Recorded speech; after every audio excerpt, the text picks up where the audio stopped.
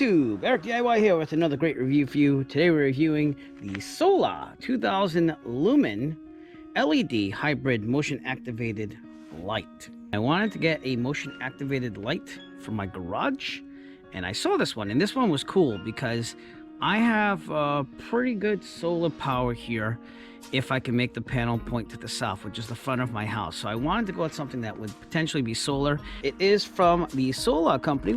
It's 2-in-1 hybrid because, again, it has a lithium ion battery, and you also put in 2 D-cell batteries if you'd like to, as a backup for those times where you might not get as much light. The LED chips themselves are Osram LED chips, so they are pretty good. It's easy and flexible to adjust the 3 security light heads, so when I get it up there mounted above the garage for a little extra light in this driveway, it should be good. The base of the solar panel is 360 degrees adjustable, so you can find a proper angle to make the most of the sunlight. Again, I'm going to point it towards the front of the house, so I'm hoping that this cable right here is long enough to reach the front of the house from there, and I have some ways of doing that. Sensitivity range, as you can see, it's turning on. I'm letting it charge still. I've let it charge for like a day or two, but it has a 10-foot, a 17-foot, and a 33-foot range on it, and all the controls are on the side here to actually select what you want. We'll go over those a little later. It is IP65 waterproof, which is why I don't have a problem installing it in winter when it's snow all over the place. So I'm going to install it right here and hopefully run that solar panel over there. And you can see I have some experience with solar power because I have my Ring Spotlight camera always charged with solar panels. So I'm going to put it somewhere around there, and that faces south, which is going to give me the most exposure for the solar panel. Inside the box, you have the light itself. I've been charging it, but this comes separate in the box. It's the solar panel. Looks like a good size there. And again, it just plugs underneath. So we're leaving it charging. And finally, they give you screws, warranty information, and also an information manual. As far as mounting, you have the light fixture, solar panel. The lithium ion battery is already installed, ready to charge, which is what we've been doing. The battery compartment cover is in the back too, and then they give you some wall plugs, mounting plate screws, and solar panel screws, and a mounting plate in the back. And again, I'll explain all this in a second. But they basically just say, hey, drill 2 holes if you have masonry. I'm putting it in siding. I'm not sure if I'm going to try to use screws, but you fix the mounting plate on the back, put the lithium ion battery. It's already in there with the light fixture. I'll show you where that is located. Slide the fixture onto it. So you can slide it on and off, easy on and off once it's installed, in case you have to replace batteries. And the solar panel is just basically 2 screws, and you just tighten it down somewhere. So pretty easy. You have a lamp adjustment here. Detection range 10 meters to 10 feet. Optimum installation height is 2.5 meters, 8.25 feet. So that will definitely be something for me to look at. They also recommend charging the solar panel for at least an hour. I've already done that. I've actually done a couple hours on it, so we're good. And make sure that you put the solar panel pointing as directly south as you can, because that's the best way to do solar products, unless you're on the other side of the equator, which then you want it to point north. So it comes assembled like this. This is the mounting plate, and there's a little thing you just push back and take off, and this is what you mount. This is your battery compartment, and this for me was a little confusing at first, but right here is the little notch here. You just push it to the side and it pops out, and then it gives you warnings about the lithium ion batteries. You know, it can be fully charged in a day. You don't have to insert the D-dry battery for backup power. So if you can keep it solar power with lithium ion, you're fine. They do not recommend putting the D-dry batteries inside the product for more than 6 months, because again, they will corrode over time. So make sure you check them every 6 months. And when you put dry cells in the product for use, rechargeable battery must be put in the product. So in other words, you can't just use the D-cell batteries. You have to have the lithium ion battery in there. And obviously, if the lithium ion battery goes bad in a couple of years, it will still search for that before it goes to the D-cell batteries. So I'm gonna leave that warning there, but here's the lithium ion battery right now, and it's charging with the solar panel. It's, I believe, a 18650 lithium ion battery. You can find those on eBay, no problem. And the 2 D-cell batteries will go there. And eventually, I might get some D-cell batteries, but for the review, I'm probably gonna just stick with the lithium ion. Close it up, you just put the notches in the side here, push down and lock it.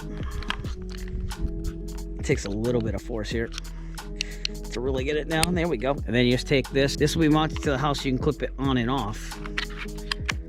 And all you do is you move this thing back as you take the light off. So that's how it works and mounts. It's a very nice feature, instead of having to somehow unscrew the whole thing, take it down, and put it back up. All right, here's the solar light. And we bought a backing for the light itself. And all I did was I just screwed it with the 4 provided screws into the back here to get this done. And it's just basically gonna slide right on there. as soon as I mount it onto the vinyl siding. I haven't decided how I'm going to do that yet. The best way is probably just to do some stainless steel screws right through the siding, but I'm trying to avoid going through the siding. And as you can see, I already marked out the place where it was going to go anyways. And we've also done that in the actual siding itself with the recommended 8.25 feet for maximum distance. As you can tell by the cord there, that's where the light's going to go, in the middle of the garage. Right up about there, 8.25 feet. I wired it through the siding. So I went in the top of the garage here.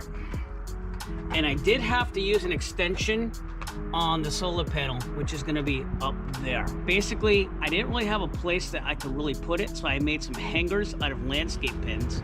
Don't know if those are going to survive or not. They've been hanging up there for a couple of days now and test it.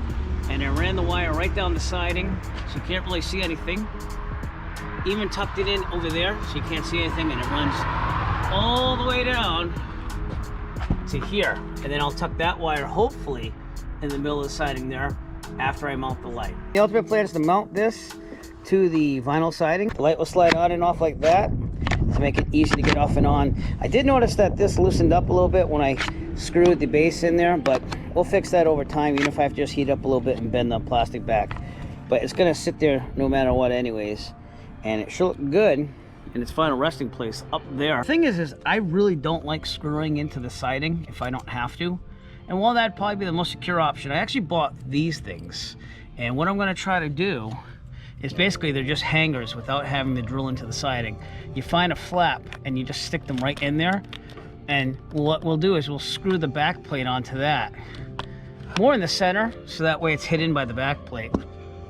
So it'll be more like over here. But I'm gonna have 2 of these, possibly 3 if I really need it. And that's what will hang the light onto the garage. I've heard really good things about these.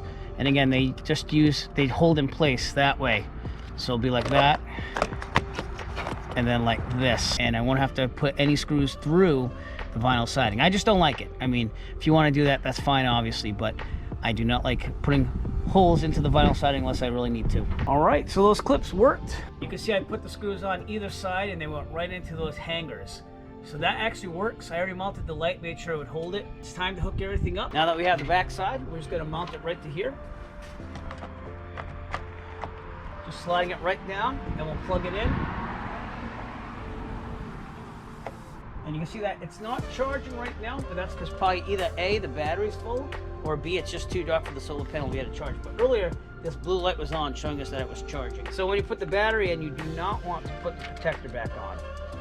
This is so that the battery retains somewhat of a charge while it's in transport. And then the connectors are on the bottom of the cap, as you can see.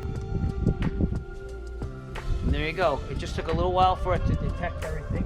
Now you got all your settings. That's the lowest brightness setting.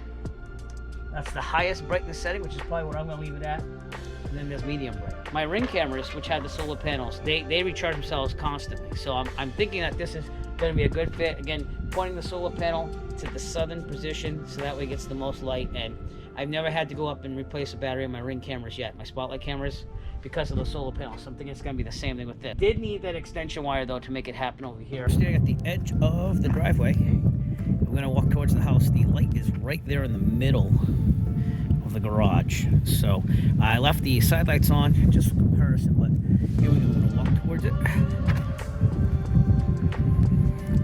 And it got me right about here. So that is, I want to say 33 feet, but I'd say it's about maybe 20. It's not that far from the edge of the driveway, as you can see. So this is working great. Working very, very great for my application. I also have a spotlight cam over here, a Ring spotlight cam. So it works in conjunction with that, because we're gonna also see how it lights up anyone entering the driveway, and therefore the spotlight camera can get even more light to get a good picture on the security camera.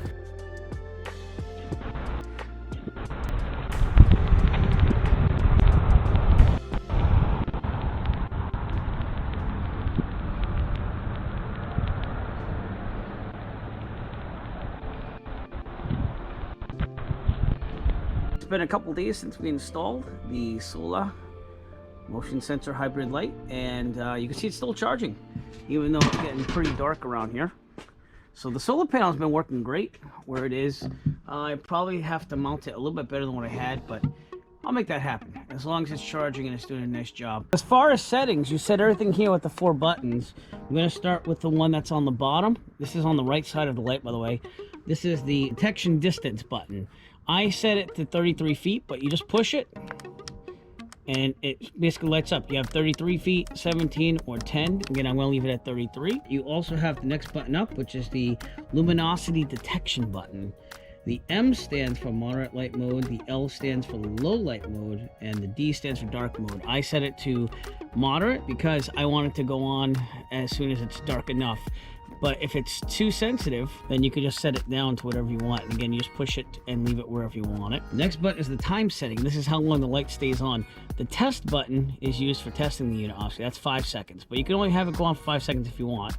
10 seconds or 20. And again, I leave it for maximum 20 seconds. So that way I get the maximum light up here. The last button is the dimming button, and this gives you the lumen. With only the lithium ion battery installed, you get more lumens. So in solar powered mode, it's 2000 lumens on the highest setting, it's 1000 lumens on the medium setting, and it's 500 lumens on the low setting. You see it's getting dark here, so it's picking up some stuff. If you're in battery powered mode, which means that the lithium ion battery's wasted and you have a battery backup, which I didn't even put battery backup in because I'm pretty sure that the solar power is going to be enough for me at least. In battery powered mode, it actually goes down a lot. You have 350 lumens on high, you have 200 lumens on medium, and 100 lumens on low. So it really is meant to be run off the lithium ion battery more than the batteries. The batteries are more of just a backup to have some type of light. So as long as you understand that, I still think it's a great feature that I haven't seen in any other light, which is why I got this one. Overall, the Solla hybrid LED security light motion sensor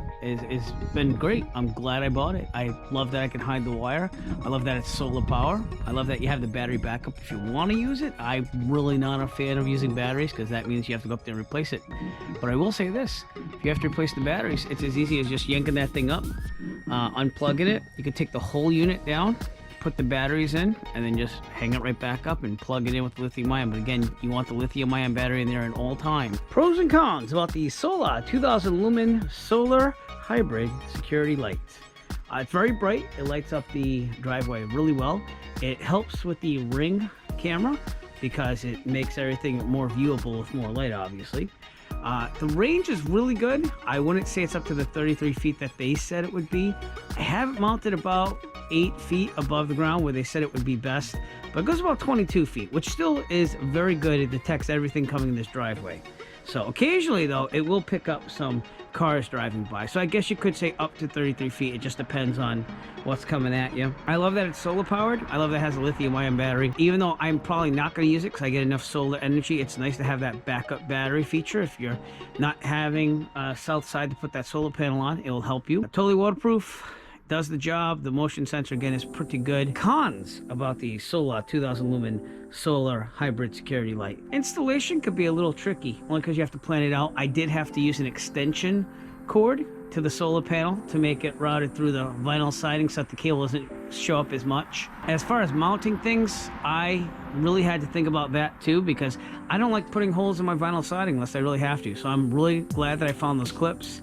Had to measure a little bit to make that happen. Overall, I'm very, very happy with my installation here. I also like that you can adjust those 3 lights in whatever angle you want. I'm just leaving it so it's a wide range all around the driveway. Overall, I do recommend if you're looking for a motion security light and you have a south-facing direction for the solar panel, I do recommend the Solla 2000 lumen solar hybrid security light. If you'd like to purchase your Solla 2000 lumen solar hybrid security light, please look for a link in the description below. We'll send you to Amazon where you can purchase your very own, and every purchase will help support the Eric DIY channel. We appreciate all your support. If you like this video and you want to see more like it, please give us a thumbs up and push that subscribe button below. While you're down there, also push on the bell notification icon so that we'll be notified of future Eric DIY video releases. Appreciate all your support. Thank you very much and have a great night. As always, if you like this video, found it useful, please subscribe. And if you have a product that you would like reviewed, please contact Eric by emailing him at eric5150diy@gmail.com. Have a great day.